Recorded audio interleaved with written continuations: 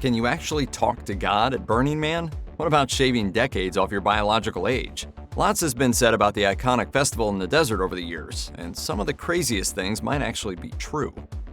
Believe it or not, Burning Man's origins were rather humble, like really humble. According to the Sacred Tribes Journal, the festival started with a measly 20 attendees in San Francisco, California in 1986. The concept of the festival basically started on a whim when Larry Harvey asked his friend Jerry James if he wanted to set fire to a wooden figure in an attempt to mark the summer solstice.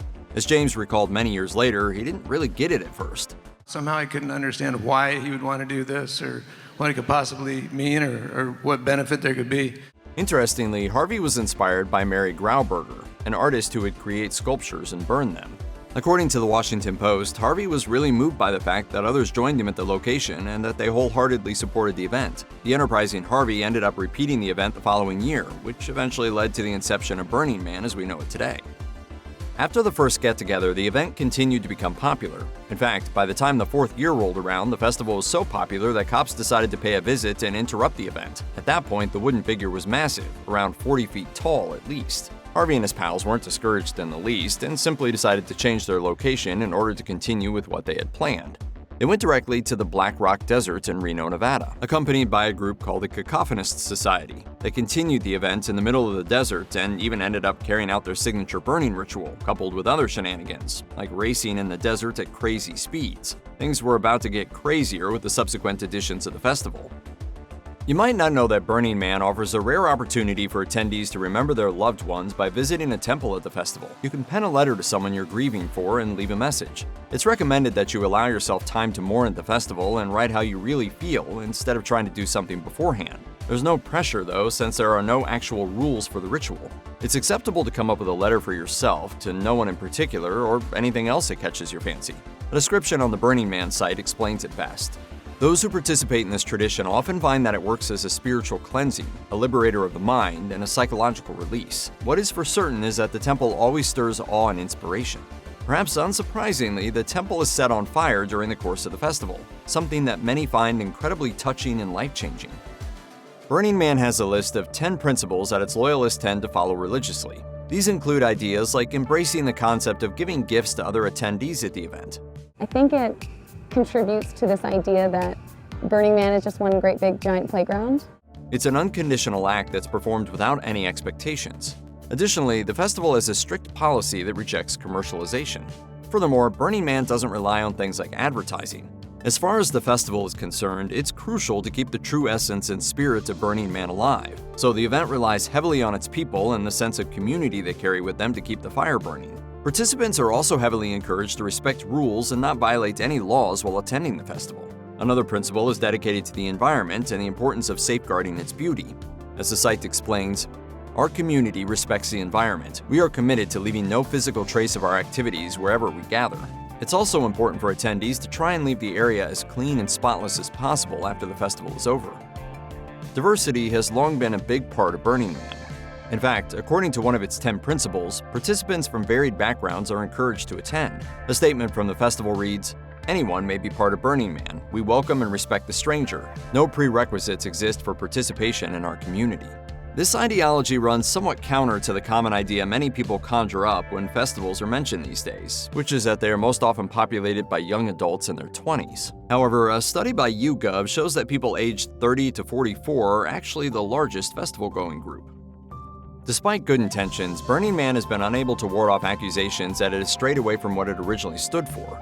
As illustrated by The Guardian back in 2019, the festival was starting to suffer on account of the fact that droves of social media influencers were flocking there and promoting brands, an act that definitely goes against its true spirit. Complaints started to pour in from older Burning Man attendees who have always tried their best to honor the original tenets of the festival. Additionally, it was alleged that certain unfavorable camping groups had started popping up. As a result, one such camp was ultimately banned for promoting things like yoga retreats and meditation and energy healing sessions. Wow.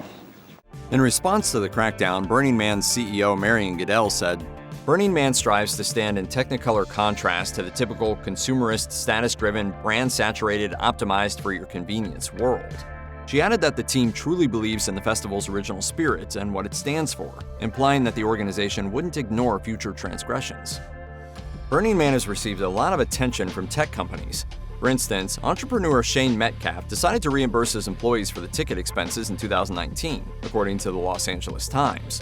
He hoped that the initiative would give members of his team a chance to be more creative and also feel more connected with each other. Another company, Face Party, encouraged its employees to attend the festival and experience something new back in 2007. Additionally, many major players in the tech sphere, such as Tesla's founder Elon Musk, Garrett Camp from Uber, and Google's ex-CEO Eric Schmidt, have been part of Burning Man in the past and showcased their support for the festival. It might come as no surprise that Burning Man ended up being involved in the controversial Me Too movement. According to a 2018 Vogue piece, the story gets a bit complicated when it comes to sexual assault allegations at the festival. Turns out, a few attendees wanted to suggest a few changes to the way things worked at Burning Man even before the Me Too movement took off. Most importantly, they wanted the founders to tweak the festival's principles to include consent. A project was started in 2012 by those who'd been a part of the festival, which is called 11th Principle, Consent. One of the founding members, Jamie Chandra, said, "We had some issues at our burn, and that same year there were a ton of sexual assault reports from Black Rock City." As per Chandra, many attendees have sadly missed what Burning Man stands for to, quote, "take advantage of this culture of radical expression and inclusion and act inappropriately with other attendees." As reported by the New York Times, Burning Man has chosen to step up and address consent. The festival's website has several pieces that focus on ways to tackle sexual assault at the event. Participants are encouraged to turn to the services available at the event to seek help and report incidents. The website further states that the festival does not tolerate sexual harassment of any kind. While Burning Man doesn't stick to commercial activities, it's been unable to escape commodification in the outside world. Reno Tahoe International Airport witnesses the arrival of many festival attendees every year from different parts of the world, making it an incredibly busy time for those working at the airport. It's believed that the airport gets as much as $10 million every year thanks to those heading to the festival. Damn! Larry Harvey, to his credit, did address the fact that Burning Man does fall prey to commercial activities. Additionally, he explained what goes on behind the scenes. He told The Atlantic, "They say that because we have a principle of decommodification that we're against money. But no, it's not really about money." He added that he doesn't discount the fact that the team needs to rely on market economics to make the event happen in the first place. Still, the team uses tools such as crowdfunding to make the event successful and to put up its glorious art installations every year. Make no mistake, Burning Man fully lives up to its image when it's supposed to. It's even possible to make a phone call to God at the event and pour out your heart. Come again. It's not what you think, though. The truth is that volunteers pick up and allow you to share whatever is on your mind. A Redditor recounted the experience and wrote about what it was like to talk about their feelings. They wrote, "I stumbled upon the Talk to God phone booth and it made me smile. They couldn't help but feel curious and picked up the phone, crying when they heard someone talking to them on the line. The conversation moved to the Redditor's late brother and left them feeling understood and at peace." They added, "That was the most cathartic and healing experience I've ever had. I look back on it all the time and smile." Another Redditor shared their encounter with the booth and wrote that they were struggling and couldn't make up their mind about shifting base to a different city. The conversation ultimately helped them make the difficult decision. In case this hasn't already been made clear, Burning Man is by no means boring or predictable. As far as music at the event is concerned, plenty of changes have been embraced by the festival over the years. The event has welcomed all kinds of artists to its festivals, including popular DJs like Armin van Buuren, Tiesto, and Skrillex, among others. As a Billboard piece pointed out, the fact that electronic music has become integral to the festival is a bittersweet pill for many to swallow. A longtime loyalist explained why he supported this move himself and recounted a memorable experience. He said, "Having Tiesto play your camp in 2005 when he was big, but not the monster he is now, and he was still playing what I would consider great progressive trance, that was magical, and everyone that was there that night experienced a little piece of magic." That said, he admitted that Burning Man sometimes misses out on the raw talent that unknown DJs can bring to the festival. The COVID-19 pandemic affected pretty much everything in 2020, including Burning Man's annual celebration. Unsurprisingly, the organizers decided to call the whole thing off. In a tweet, they said the decision is in the interest of the health and well-being of the community. Nonetheless, a few enthusiasts decided to flock to Nevada and go ahead with private celebrations of their own around the end of August. The group of 1,000 or so participants called the unsanctioned event Not Burning 2020. Of course, it helped that the desert is vast and attendees could practice social distancing without stressing over the logistics. In an interview with NBC News 4, one of the organizers explained that the team tried their best to keep things as safe as possible. They said, "We knew people were going to come out here either way because of that spiritual connection to the area. So we decided to keep people's camps 200 feet away from one another and to advise wearing masks when meeting others." For years, Burning Man has been a hippie's dream come true, where like-minded souls gathered for days of art, music, and the sort of old-school fun that didn't require anyone to blow their life savings on the experience. By 2023, though, that had changed to the point where CNN observed billionaires ruined Burning Man. How? When the 1% show up with their personal chefs and luxurious tents kitted out with chandeliers, well, that's the opposite of the point. In 2019, Burning Man CEO Marion Goodell posted on the changing culture of Burning Man and shared just how disappointing it was, particularly with the rise of Instagram influencers and luxury camps. One, Camp Humano, was outright banned from attending future events, and around a dozen others were warned. What was Camp Humano? A luxury tent with air conditioning and all the creature comforts of a 1%er home, with numbers like $100,000 thrown around for pricing. Wow, Mr. Moneybags, huh? Some condemned Goodell's reaction as a too little too late sort of thing, saying that people like Elon Musk and Mark Zuckerberg had been leading the festival down the path to ruin for a long time. It wasn't just the outrageous prices either. As one Redditor summed up, arguably the biggest loss is the freedom people feel on the playa to express themselves. As cameras are becoming so common, it makes a lot of burners wary. Burning Man-style art and technology might seem like they're at opposite ends of the creativity spectrum, but Stanford professor Fred Turner has done some fascinating work looking at how the festival's culture has had an invaluable and long-lasting impact on the tech world of Silicon Valley. His interest, he explained, was in the crossover between tech and art, sparked by the fact that Google's office walls are filled with photos from Burning Man. There was an obvious connection there.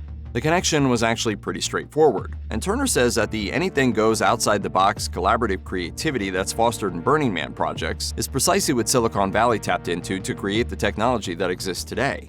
He explained, "The collaborative, project-centered building and play that Burning Man supports help build social and professional networks of folks who come together back here in Silicon Valley and make things."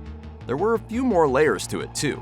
Both Burning Man and Silicon Valley present unique challenges with no roadmap, strict deadlines, difficult conditions, and force people to work together to create something that's then sent out into the world, or, in the case of Burning Man, celebrated by others on the playa. Burning Man might seem like the perfect place for any free spirits who prefer going barefoot to wearing dress shoes, but it turns out that not only has it become a go-to for the ultra-wealthy, but some of those burners might just be undercover FBI agents. Narc!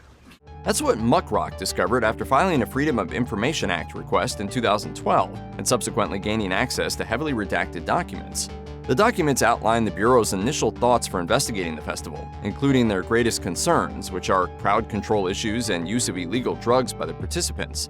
This surveillance seems to have started in 2010 when an unnamed party had reached out to a private security firm to ask them to, quote, conduct a threat assessment, which doesn't seem unreasonable given the sheer number of people there. But it doesn't seem to have ended there, and the documents also suggest that the Bureau had continued to keep an eye on Burning Man via undercover agents. Along with notes on approving overtime for agents tasked with working special events, part of a 2010 memo suggests that Burning Man presented a unique opportunity for agents to work alongside other law enforcement agencies. It further specified that agents would be able to, quote, aid in the prevention of terrorist activities and intelligence collection. Take a look at almost any photos or videos from Burning Man, and a few things will stand out, aside from the Mad Max vibe. Oh, what a day! What a lovely day! It all looks very hot, very dry, and very dusty, and the festival even has official guidelines on how to deal with the dust. Key? It's super important to get it off all your things ASAP. Not only will it make your skin, nose, and throat painfully dry, it'll seriously damage any tech, stain anything that's stainable, corrode anything that's corrodable, and turn your bike into a creaky pile of gears and chains.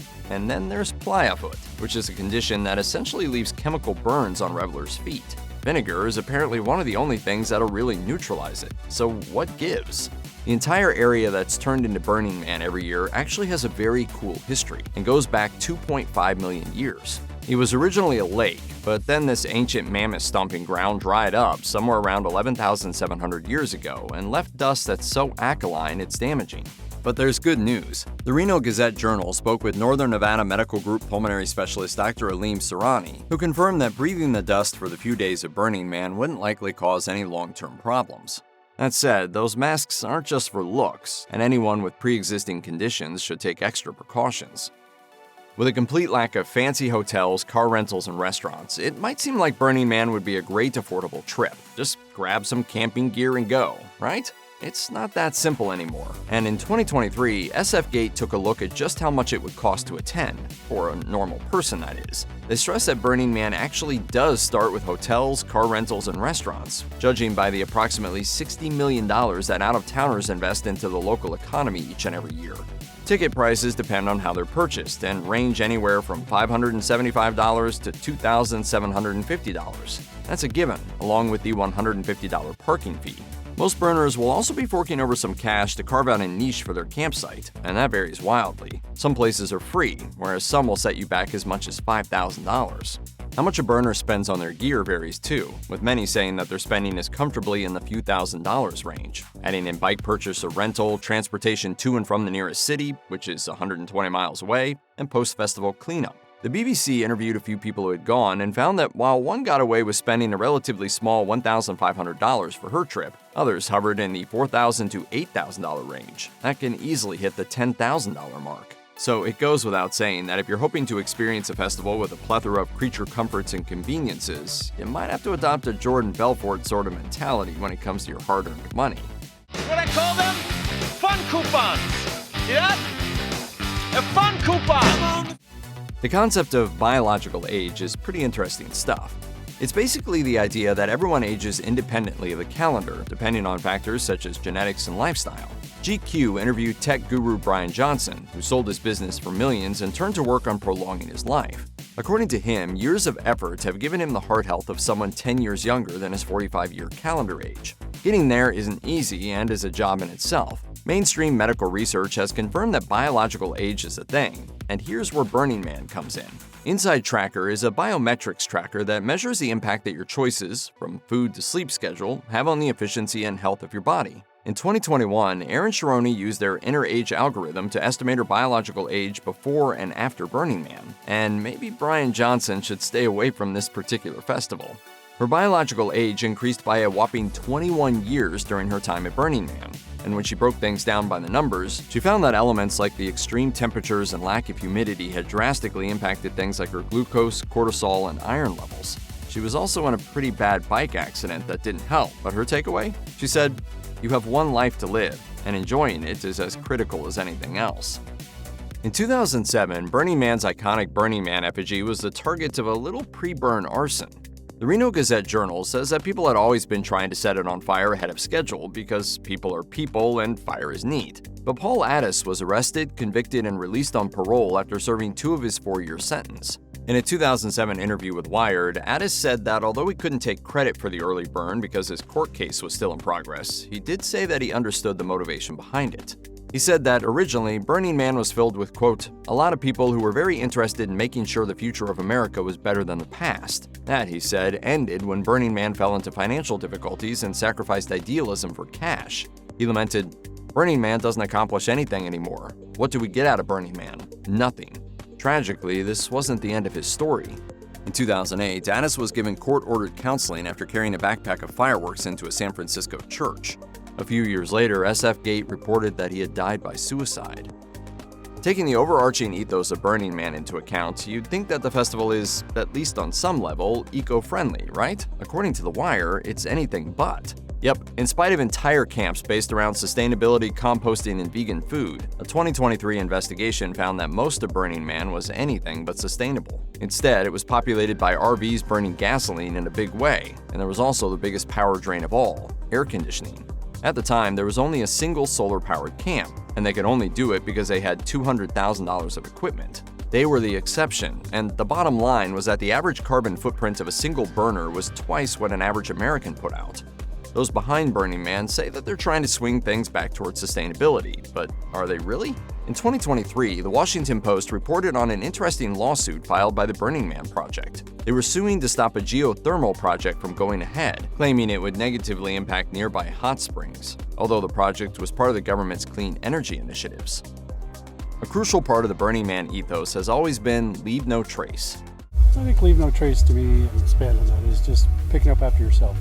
Taking care of your world and taking care of everybody else's world, leaving it like you found it. Though it seems pretty straightforward, it's anything but. After rain turned 2023's burn into a muddy nightmare, the playa was abandoned en masse. An update from the Burning Man project gave a massive shout out to everyone who returned to help clean up the playa, saying that many people retreated, regrouped, and then came back to clean. That's great, but comments left after the updates on the Burning Man project journal suggest that's not the end of the story.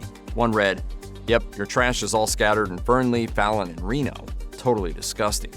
Another read, "The trash is scattered all the way to Gabbs, Tonopah, and even Beatty. Cars, trailers, campers, wheels, and tires and trash, left right where it falls. Disgusting and shameful." KUNR says that's nothing new, and that although the playa might be cleared of everything, down to hairs, fibers, and pieces of glitter, trash is all too often dumped on the side of the road, despite massive signs warning of the penalties for illegal dumping. Local business owners feel it too, with some needing to book entire dumpsters to deal with the trash left in their parking lots. SF Gate spoke to business owners like Mark Lowenstern of Crossroads Car Wash, who said that Burning Man attendees treat his place like a dump. Others said the same thing occurred at Donner Memorial State Park.